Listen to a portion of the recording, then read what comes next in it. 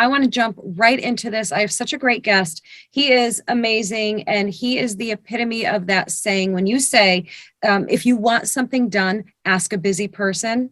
Dan Blanchard is one of the busiest men I know, and he's doing such great things. Dan, welcome to the show. Thanks so much for being here. Oh, Elsa, thanks for inviting me on the show. I'm excited about speaking with you and sharing some time with your guests today. Yeah, you're a wealth of information and energy and all the great things. So let me see. Now, I'm just like, this is the tip of the iceberg. You are an author, a speaker. I want to see if I can do this without looking at my notes. An author, a speaker. You're a father of 5. You're an educator. I'm missing things. I believe you're a veteran as well. I mean, what else? What am I missing? Well, I'm a double veteran of the Army and Air Force, a 2-time junior Olympian wrestler, 2-time junior Olympian wrestling coach. As you said, an educator, inner city educator, coach, international columnist, online university professor, speaker, as you'd mentioned, author, as you mentioned, philanthropist is also in there, and father of 5. Yes, that's a great one, father of 5. Yes, that's your favorite one, I bet. I'm going to take a guess here, Dan, and say you're never bored. Like, that's not in your vocabulary.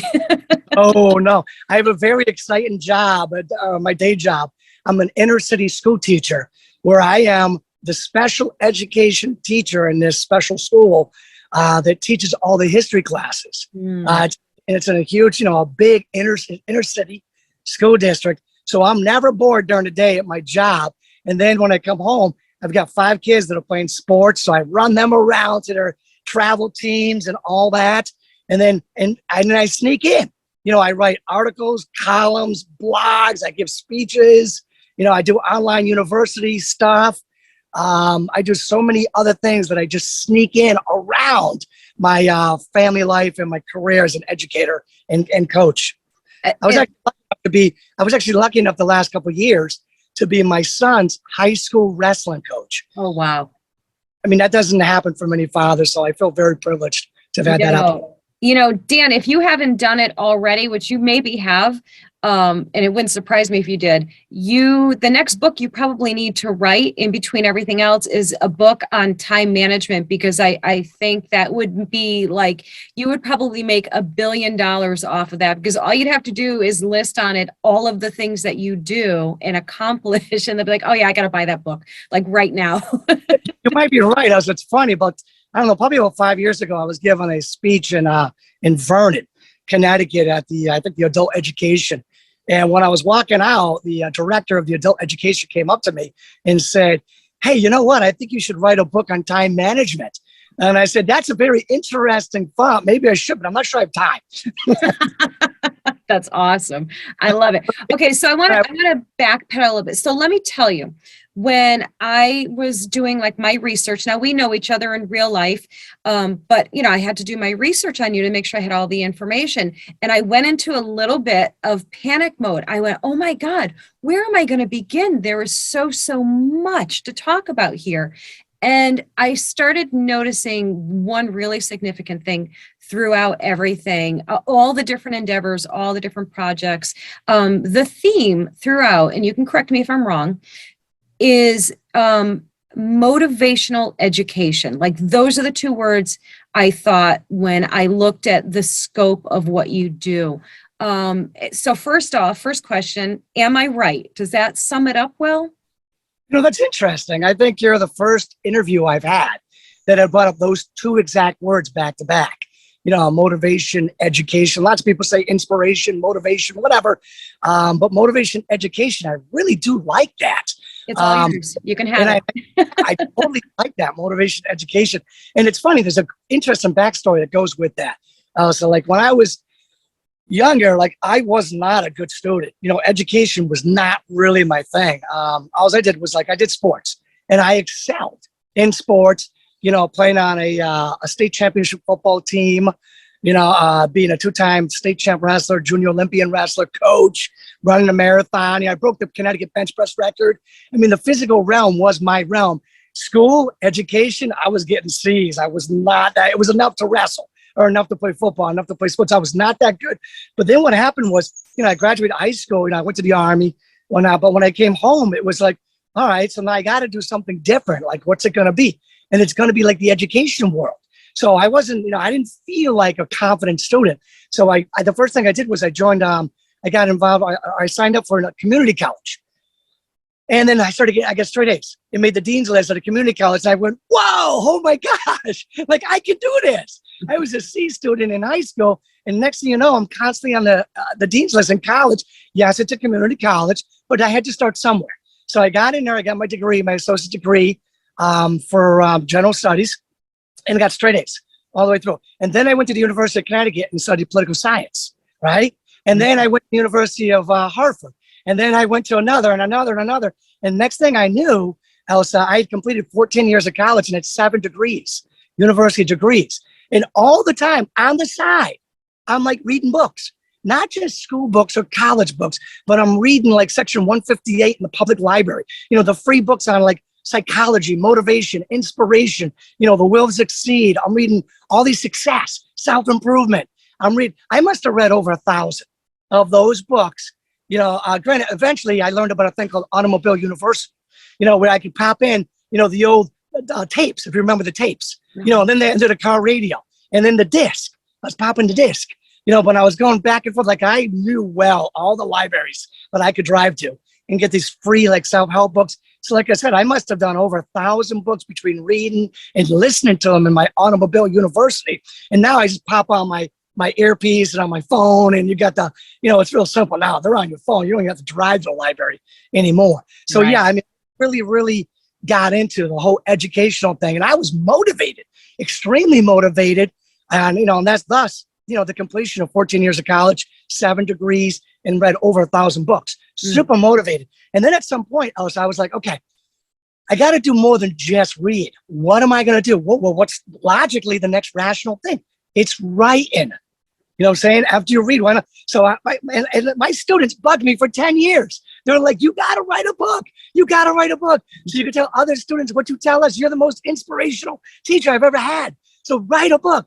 And for 10 years, I was like, nah, I was scared. I'm like, I'm a terrible writer. I'm not doing that. But after about 10 years, I started realizing, Elsa, I'm like, what if my students are seeing something that I'm not seeing? I'm saying, shouldn't I put my trust in them the way I always ask them to put their trust in me for the things that I see in them that they don't? So I finally said, you know what? I'm writing a book. And I said, my alarm clock had already been set for 5 a.m. every single day because I was getting up and going to the gym and reading and all that stuff when I, doing whatever I had to do before work. So what I did was I set my alarm for 4 o'clock for the next 365 days in a row. And 365 days later, 1 year later, I was holding my first book in my hand going, I can't believe this worked. That's incredible. It worked. It was amazing. And then I wrote another book and another book and another book. I just kept getting up at 4 a.m. and kept writing the books. And next thing you know, I got like 10 books, then 20 books. Now I'm about 30 books or so written. That's amazing. So it's been a great success formula. Yeah, I've told people before, how some people will say, and bear with me as I say this because it's going to sound like a weird comparison, but I've heard people say that getting tattoos is addictive. I think that for writers and authors, writing books is the same thing. It's addictive because I know when I wrote my first one, and I don't know if you could say the same, after you wrote it and published it and did all the things, I actually thought for a very short time, okay, well, I did it. Now I'm done. I accomplished that goal. Now I move on to the next one. And it didn't work out that way. It was like, it became an addiction. I had to keep writing more once the floodgates open, right? And it sounds like that's what happened with you. The floodgates opened and... Mm-hmm. I totally agree, Elsa, with you. For me, it was also like, I kind of felt like the chains came off of me that were restraining me and telling me, you're not good enough. You're not good. I still fight that every single day. Growing up the way I grew up in a very dysfunctional home, I still fight that every single day. But that was like another chain. Like some chains came off of me when I became a prolific reader. And then when I wrote and it just flowed out. And yeah, I needed to proofread it 1,000 times and ask like 50 people to read it for me. And, and advise and get an editor. I had to do all these things.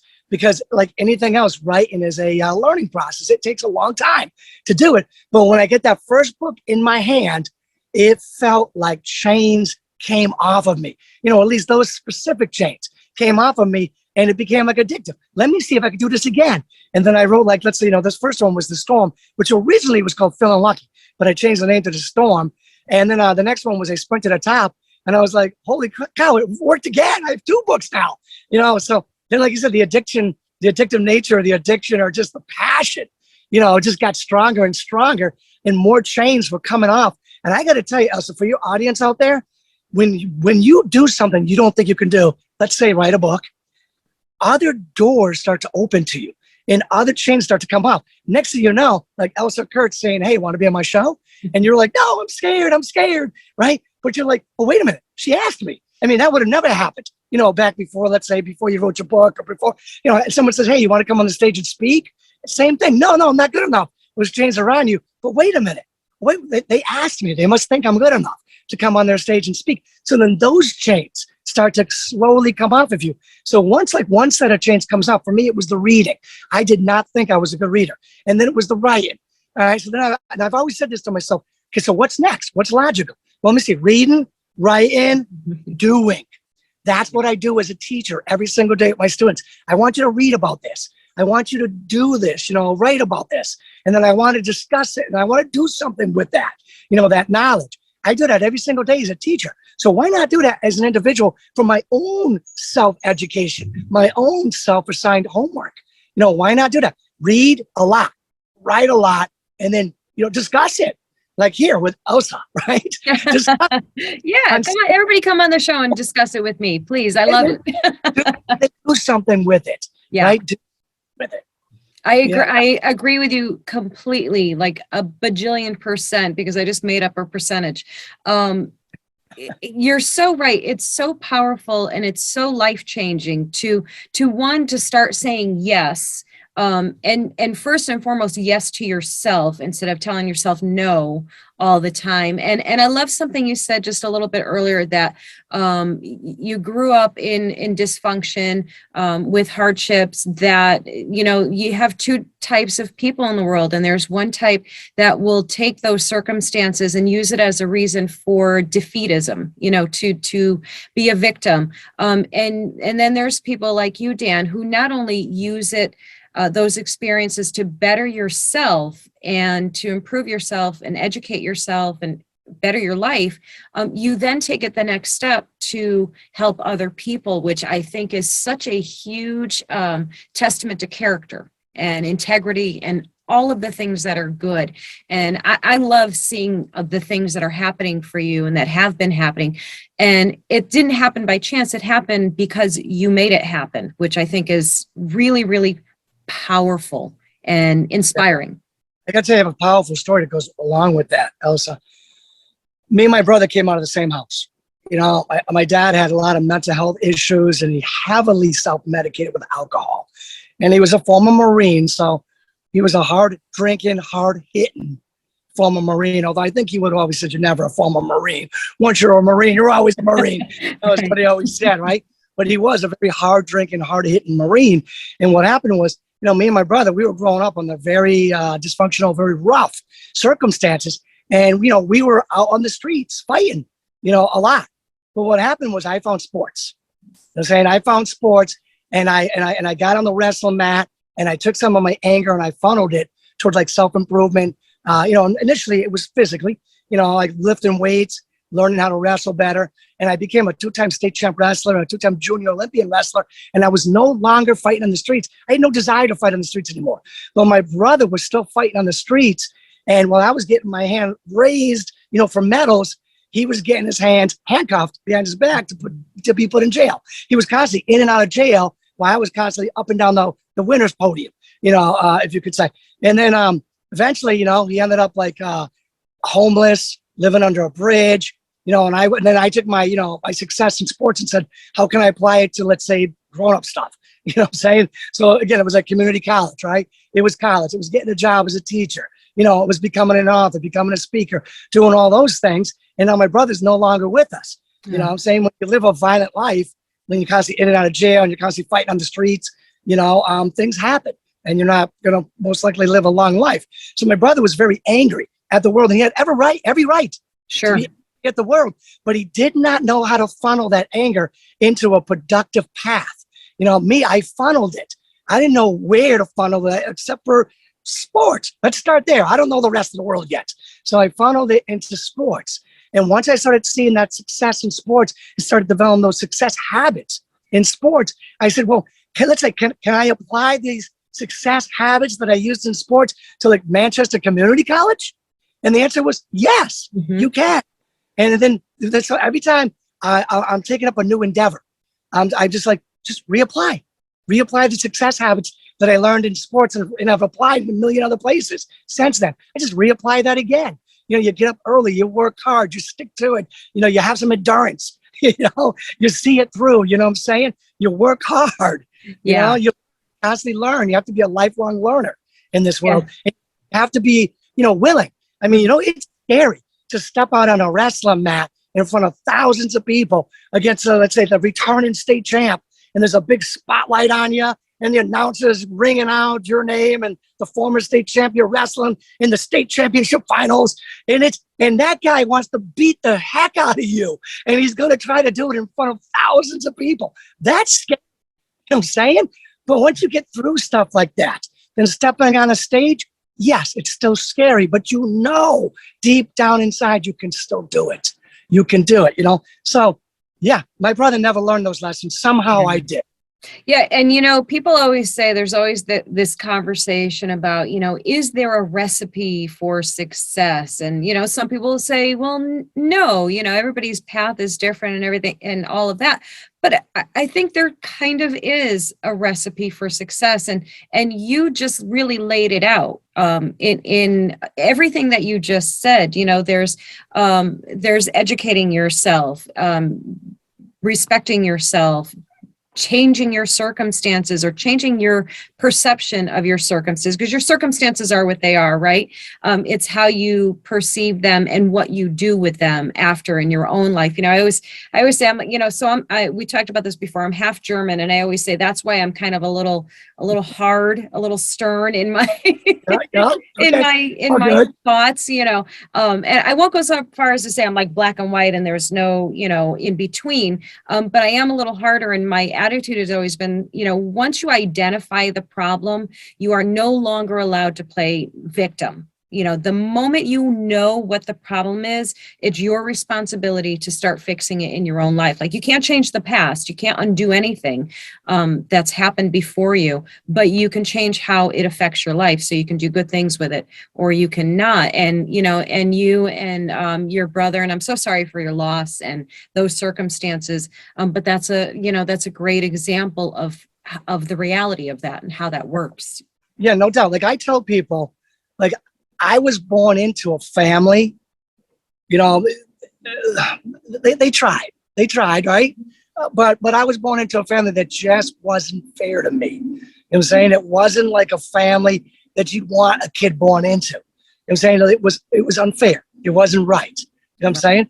But what I did was I created the, through lifelong learning and through determination, lots of determination, I was able to become the type of man to be able to attract the type of spouse that I could build a family together with that I deserve.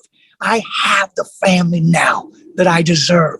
I got a great, great family now. I wasn't born into a great family.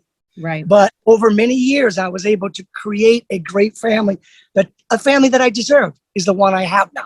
Loving, respectful, kind family, is That's what beautiful.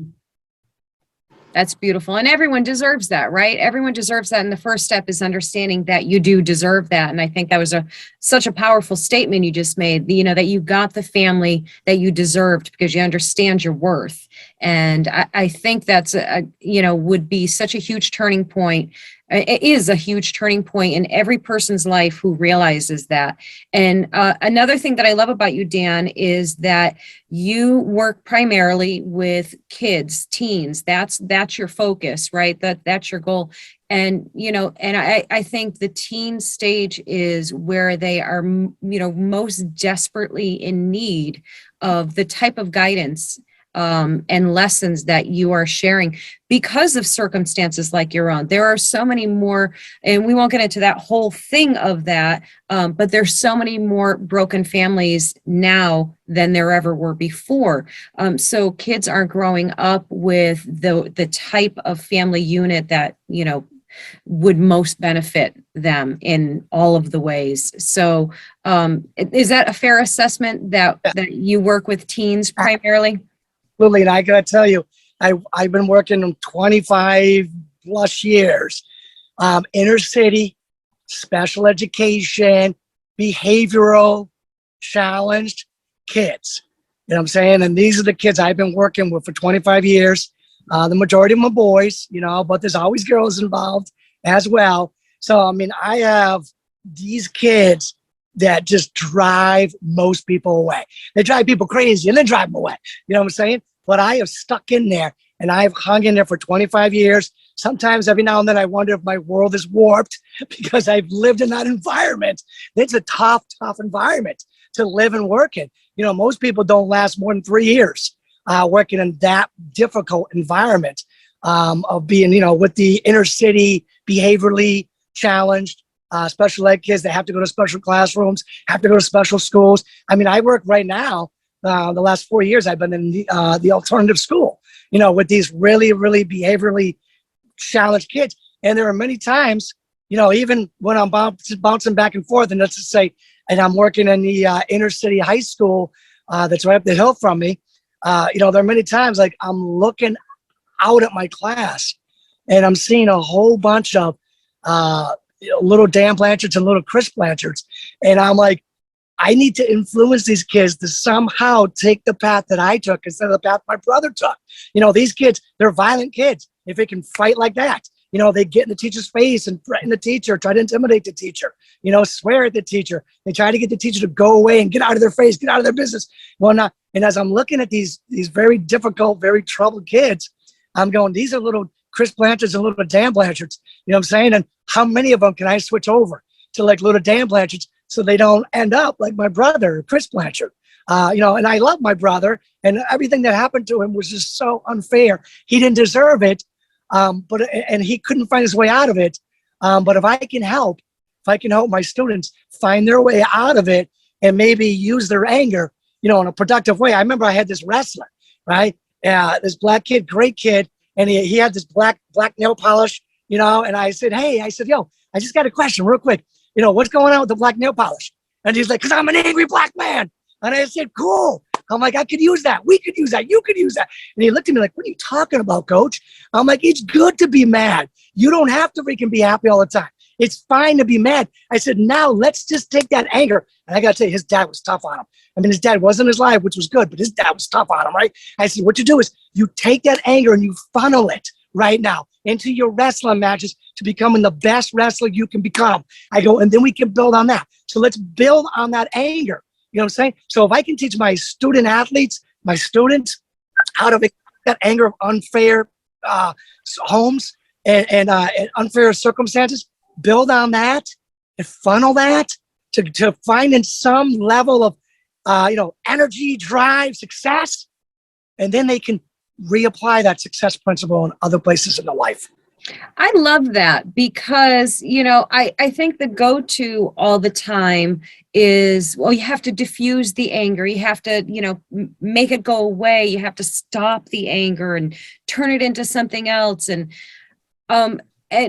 everything that you're saying makes so much more sense that, that your feelings are really hard to control. So why wouldn't you try and repurpose them, essentially, like channel them into a direction that will benefit you instead of harm you, instead of suppressing the feelings or denying them or any of those things. And I would imagine that must have given him and anyone else that you share this knowledge with, it's got to feel just the thought of it, it's so empowering feeling like, oh, wait a minute, I can have these huge feelings that, otherwise maybe would just consume me and overtake my whole existence. And now I can put them somewhere where it's not destructive. And that's Yeah. incredible. Yeah. There's a very high energy in anger. You know what I'm saying? And if you suppress it, you're gonna make yourself one docile. So you're not gonna become an overachiever because you're being docile. And two, you're gonna make yourself sick. Some people get ulcers, other people get skin rashes, whatever. Whatever you can do. Some people get respiratory problems, stomach problems. But if you suppress that anger long enough, you're gonna make yourself sick. You're gonna be docile. Every now and then you're gonna have an eruption and maybe hurt people that you love and shouldn't be hurting. So why not take that energy? There's a huge amount of energy in anger. Why not take that energy and funnel it into becoming very good at something that you want to become good at? And then from there, the world gets bigger. Mm-hmm. The world gets a lot bigger. A lot more doors start to open to you, and you start to look around. You're standing on a higher plateau now, and you have a much better view of other things you can do in your life to increase the quality of the type of person you are, to increase the quality of the type of people you hang out with. You know what I'm saying? And to increase the things that you can do to make the world a better place for at least the circles you travel. That is so true. So true. I'm kind of laughing a little bit to myself. I'm thinking, oh, wait a minute. You know what? That's actually really true because I just realized I do my best house cleaning when I'm angry. The house is never as clean as when I'm cleaning angry. So you definitely have something there. Everyone channel your anger into a project and it'll be amazing what you accomplish. Absolutely. I want to go back a little bit and talk a little bit more about your books because it's such a huge catalog. You said something like 30 books, right? Yes. Somewhere around there.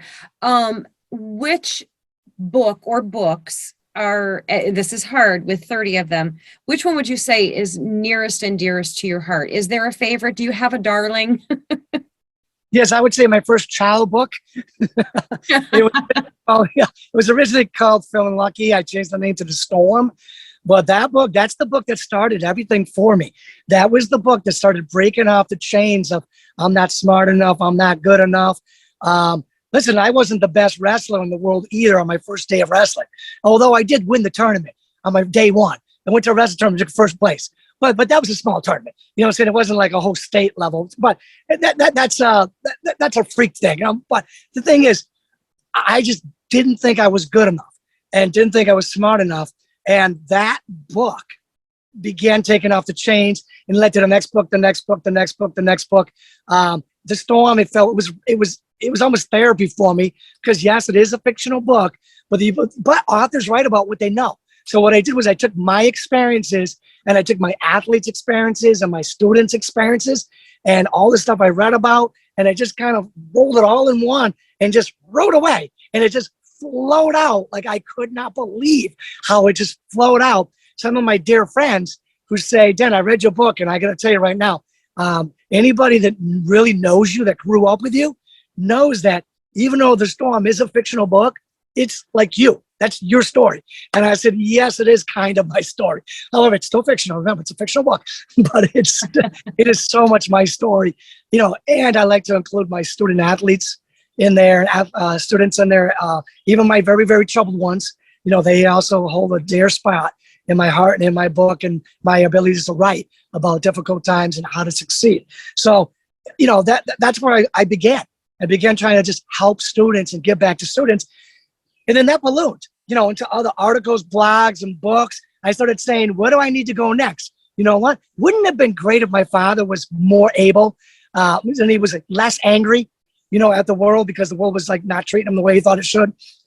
So then I went to the parents. So I started writing articles and blogs and books to help the parents, because I'm like, the kids don't have to grow up in the home that I grew up in. That's a plus. Then I started doing blogs and articles and, YouTube videos and books about what was next. The teachers, the coaches, the educators. So then I'm like, okay, so everything's under this umbrella.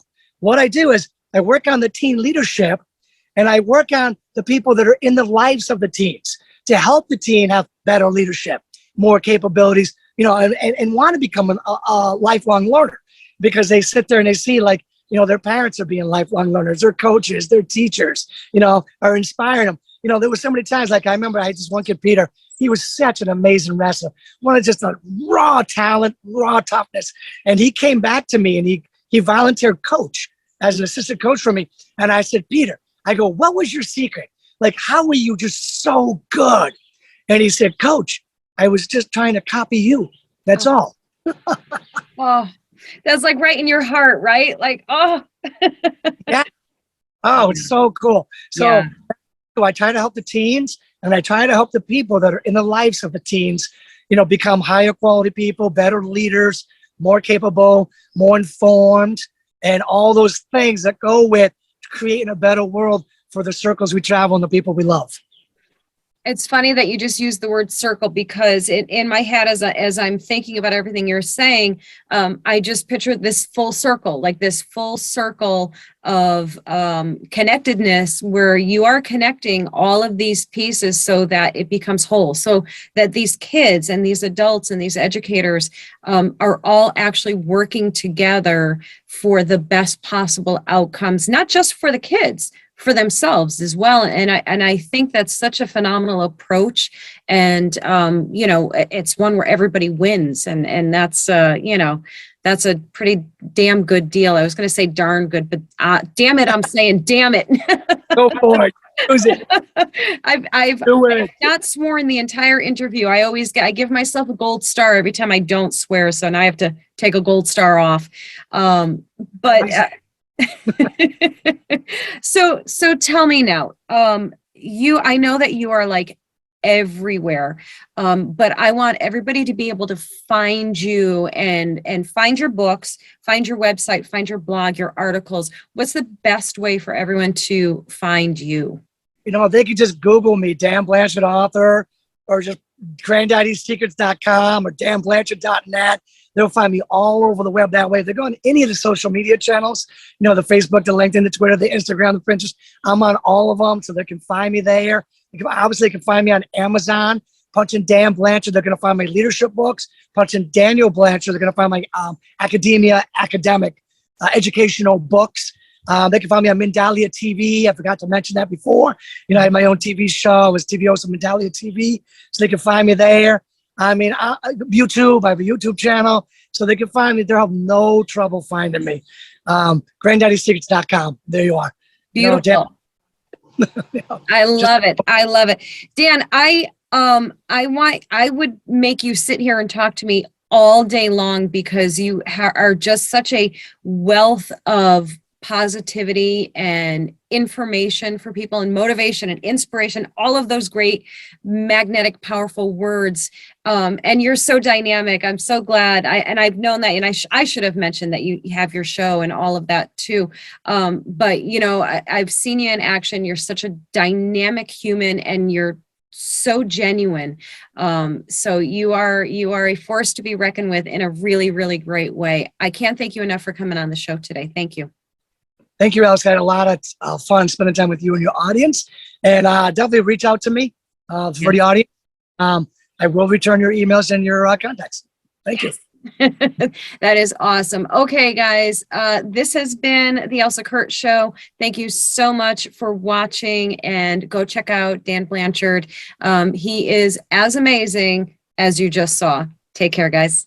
Hey, family, if you're looking for the perfect gift for the reader in your life, why not check out one of my books? They're all available on Amazon and most major online book retailers, as well as elsakurt.com.